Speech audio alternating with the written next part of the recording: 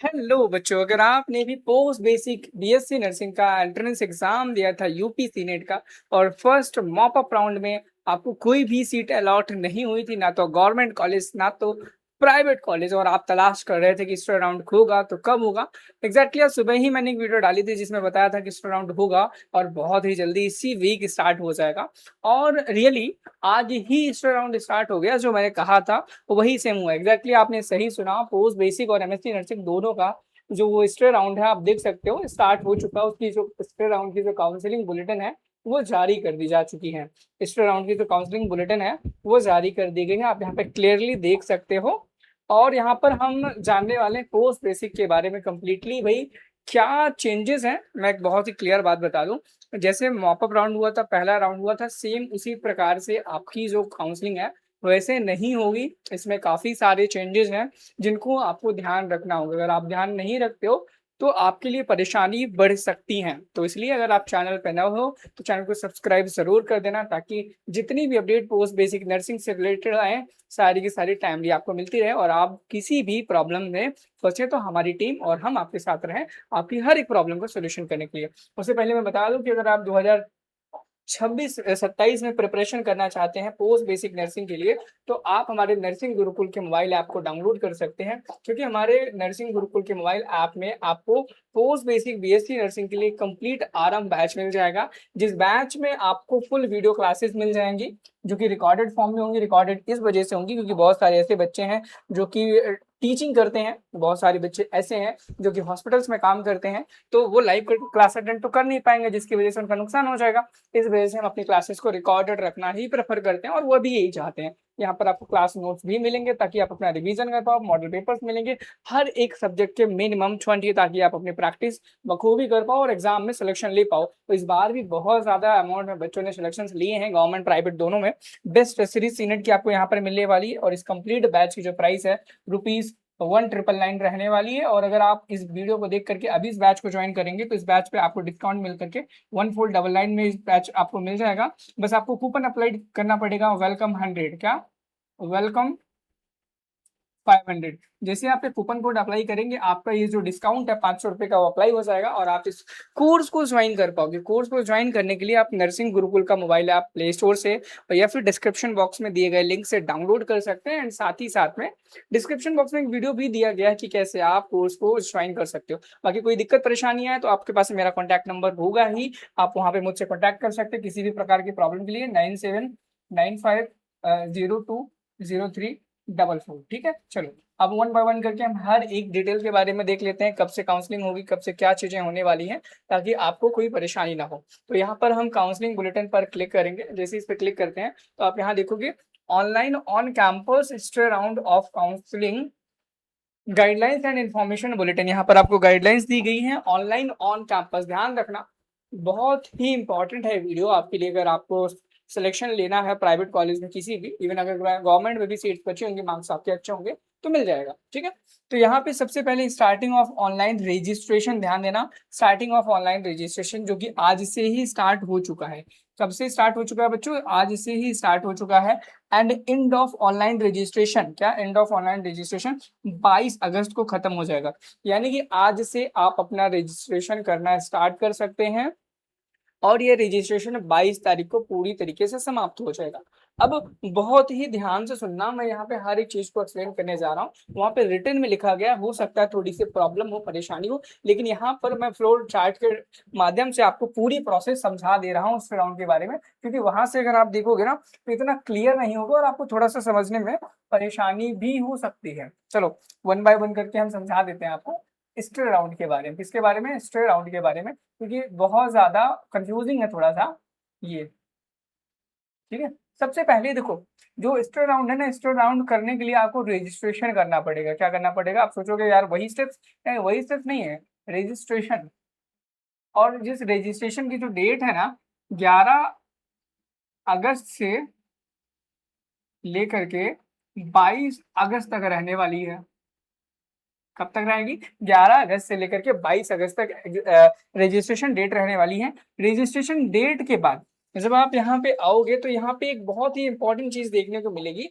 देखो यहाँ पर क्या लिखा है, schedule for reporting of registered candidates at counseling venue for document verification and seat allotment based on rank and qualified candidates will be published on 23 of अगस्त। यानी कि कुल मिला के यहाँ पे कहा गया है कि जब आप रजिस्ट्रेशन करेंगे तो अगर रजिस्ट्रेशन करोगे तो उन रजिस्टर्ड कैंडिडेट्स को 23 ऑफ अगस्त को एक यहाँ पे नोटिस आएगा। क्या आएगा? नोटिस आएगा। जिस नोटिस में क्या होगा? वेन्यू लिखा होगा। वेन्यू, और वेन्यू क्या होगा? ABBMU ही होगा। ABBMU की ही बिल्डिंग होगी, वो वेन्यू होगा। उस वेन्यू में, इस नोटिस में एक तो वेन्यू होगा और दूसरी चीज होगी यहाँ पर आपको रैंक वाइज, क्या rank wise date and time दी जाएगी। डेट एंड टाइम दिया जाएगा ताकि आप वहां आ करके अपना कॉलेज सेलेक्ट कर सकें कि किस कॉलेज में आपको पढ़ना है, किस में आपको एडमिशन लेना है। अब ध्यान से सुनना, जैसे ही 23 तारीख होगी आपका ये नोटिस है वो जारी हो जाएगा। नोटिस जारी होने के बाद उस नोटिस में जैसे मान लो डे 1 में, क्या कहते हैं, डे 1 में क्या होता है कि आपको बुलाया जाता है रैंक 1 से लेकर के रैंक 1 टू रैंक 5000। ठीक है, रैंक 1 से लेकर के रैंक 5000 तक के बच्चों को बुलाया गया।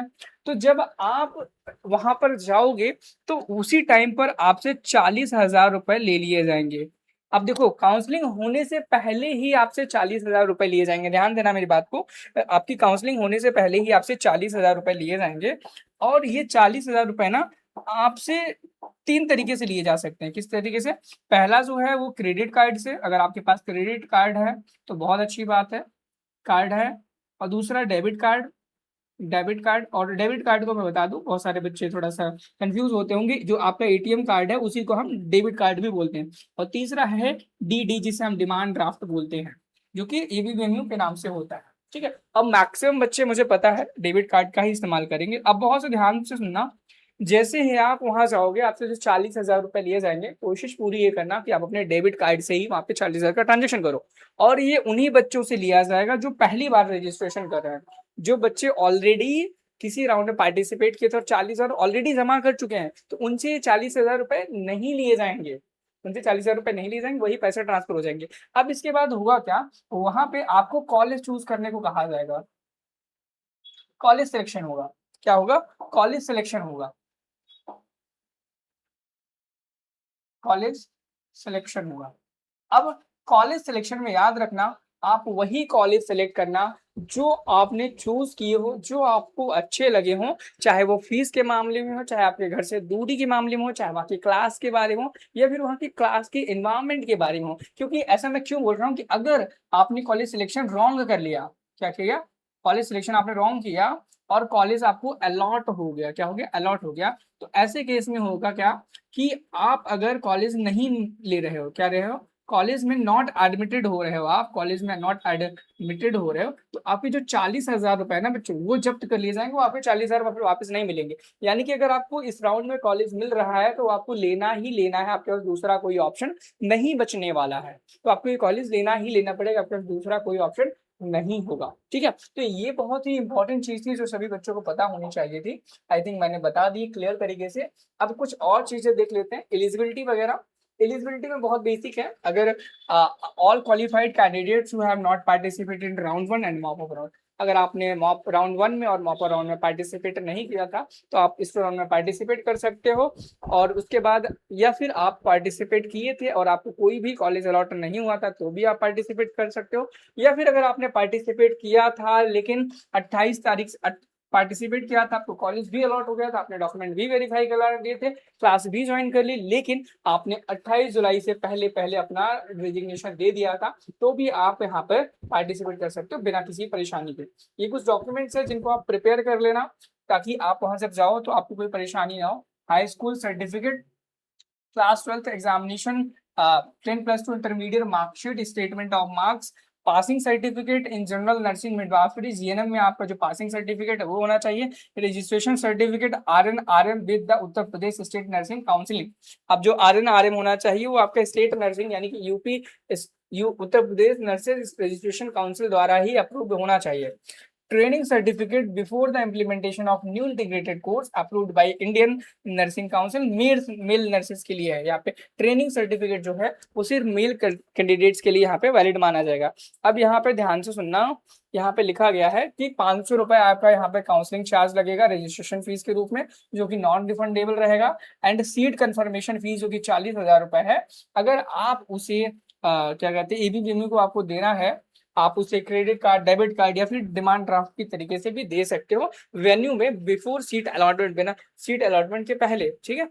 और अगर आप डिमांड ड्राफ्ट बनवा करके ले जाना चाहते हो तो आप एबीबीएमयू कॉमन नर्सिंग एंट्रेंस टेस्ट 2026 के नाम से बनवा के ले जा सकते हो बिना किसी परेशानी के, ठीक है। और जिन बच्चों ने ऑलरेडी कंफर्मेशन फीस जमा कर दी थी किसी राउंड में, उन्हें दोबारा से 40,000 रुपए जमा करने की कोई भी आवश्यकता नहीं रहने वाली है। तो ये नॉर्मल सी बातें थी जिन्हें आपको पता होना चाहिए। तो बाकी ये डॉक्यूमेंट्स की कुछ लिस्ट है जो आपको पता होनी चाहिए। 1 कलर्ड फोटोग्राफ, ठीक है, photo ID card, Aadhaar card ले जा सकते हो, voter ID card, driving licence आप लेके जा सकते हो। Verification sheet uploaded at the time of filling of application, जब आप फॉर्म को भर रहे थे तो उसमें आपने एक वेरिफिकेशन शीट भी भरी होगी, यहाँ पर आपको वेरिफिकेशन शीट भी यहाँ पर आपको लेके जानी है डॉक्यूमेंट वेरिफिकेशन के टाइम पे। पासिंग सर्टिफिकेट आपको लेके जाना है, marksheet statement of marks of class 12 10+2 equivalent examination from a recognised board, ये लेके जाना है। अगला है certificate from the board showing the date of birth, यानी कि यहाँ पर आपको क्लास 12 की पासिंग सर्टिफिकेट लेके जाना है ताकि आपका वो date of birth cross check कर पाए। Passing certificate in general nursing and midwifery, यानी कि जीएनएम का आपने क्वालिफाई किया, पास किया, उसका सर्टिफिकेट। रजिस्ट्रेशन RN/RM सर्टिफिकेट आपको लेके जाना है, उत्तर प्रदेश स्टेट का ही सिर्फ होना चाहिए।